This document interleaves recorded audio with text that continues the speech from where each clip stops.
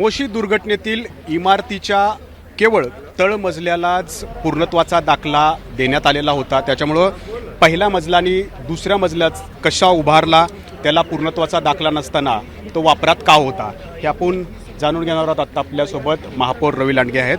महापौर, सगळं तुम्ही पाहिलं असेल, एबीपी माझानं जे समोर काढलेलं आहे, आता काय कारवाई होणं अपेक्षित आहे?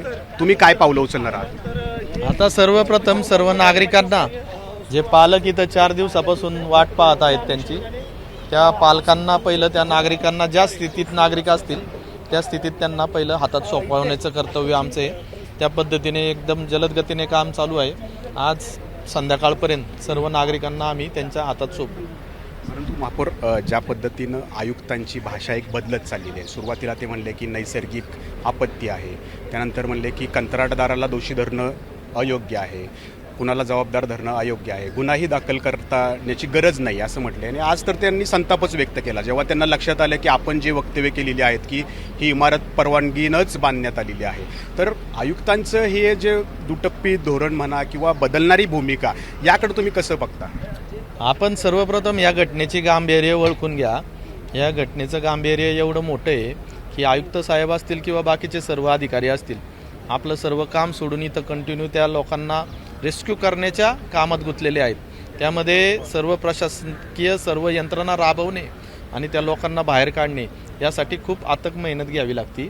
त्या मेहनतीसाठी त्यांचे प्रयत्न चालू आहेत आणि त्यामुळे कदाचित त्यांना बाकीच्या दृष्टीने विचार करायला वेळ भेटलेला नाही आहे। जेव्हा हे संपूर्ण प्रोसेस पूर्ण होईल त्यानंतर पुढचा विचार केला जाईल। तुम्ही म्हणताय महापौर, बरोबर आहे की आयुक्त या कामामध्ये व्यस्त आहेत, कारण जवळपास 70 तास उलटत आले, त्याचं सगळं बचाव कार्य सुरू आहे। मग दुसरीकडे त्यांनी घाई पण केली होती ना कंत्राटदाराला अभय देण्याची, नैसर्गिक सगळा आपत्ती आहे असं म्हणण्याची। एकीकडं तुम्ही म्हणताय की ते व्यस्त आहेत, दुसरीकडे अशी घाई करणं, मग ही अशी घाई कशासाठी केली त्यांनी, काय तुम्हाला वाटतं? कारण लोक इथं आस लावून बसलेले आहेत की आमचे लोक बाहेर येतील म्हणून 72 तास इथं उभे आहेत सगळे। सर्वप्रथम आपण घटना पाहिली तर कुणी तेच म्हटलं असतं, कारण जेव्हा घटना घडली तेव्हा संपूर्ण शहरात पूर परिस्थिती निर्माण झाली होती। त्यामुळं जे काही घटना घडली सुरुवातीला सर्वांना तेच वाटलं की खूप जास्त प्रमाणावर पाऊस झाल्यामुळे जो कचऱ्याचा डोंगर आहे तो बिल्डिंगवर पडलेला आहे। त्यामुळं साहजिक आहे त्यांनी त्याचं वक्तव्य करणं की नैसर्गिक जी आपत्ती आहे त्यामुळे ही घटना घडलेली आहे, त्यामध्ये काही चुकीचं त्यांचं वक्तव्य नाही आहे। मला वाटतं नैसर्गिक आपत्ती ते आपण आता तपासू। पहिले ज्या वेळेस घटना घडली त्या दिवशी प्रसंग तसाच होता।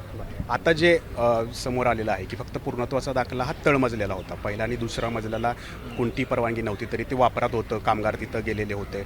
पर्यावरण विभागानं हे सगळं इथला वेस्ट टू एनर्जीचा प्रकल्प राबवलेला आहे आणि PPP तत्वावरती या ठिकाणी कंत्राट जे आहे ते अँथोनी कंपनीला देण्यात आलेलं आहे। त्यांच्या काही चुका तुम्हाला दिसत आहे त्यामध्ये? कारण 1 जणाचा जीव गेला आहे आणि 8 जणांचा जीव 70 तास टांगणीला लागलेला आहे।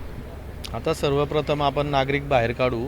नागरिक बाहेर काढल्यानंतर जे काही दोष असतील ह्या सर्व प्रक्रियेमध्ये, ते बांधकामाचा असेल, प्रोसेसिंगचा असेल किंवा यंत्रणेचा असेल, त्या सर्व बाबतीत सखोल चौकशी करावी अशी मागणी मी खुद्द मुख्यमंत्री साहेबांना काल निवेदनाद्वारे केलेली आहे।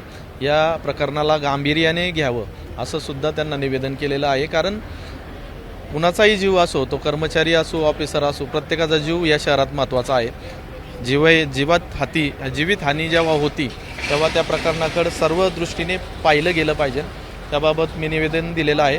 हे रेस्क्यू ऑपरेशन झाल्यानंतर त्याबाबत आपण सकारात्मक निर्णय घेऊ। परंतु कुणाला ना कुणाला तरी दोषी यात धरलं जाऊ शकतं आणि त्यांच्यावरती कारवाई कठोर होऊ शकते, अभय दिलं जाणार नाही। जे चुकीचं असेल त्याबाबत नक्कीच कारवाई होणार आहे। तर जे चुकीचं घडलेलं आहे त्याच्यावरती नक्कीच कारवाई होईल, कुणालाही अभय दिलं जाणार नाही आणि महापौर रवी लांडगे यासाठी पाठपुरावा करणार आहेत असं ते म्हणतायत। परंतु प्रत्यक्षात चौकशी समिती लावली जाते का, चौकशी केली जाते का आणि दोषींवरती कठोर कारवाई केली जाते का, त्यांच्यावरती गुन्हे दाखल होतात का, हे पाहणं महत्त्वाचं राहणार आहे। कॅमेरामन राजेश बिडकरसह नाजिमुल्ला, ABP माझा। ABP माझा, उघडा डोळे बघा नीट।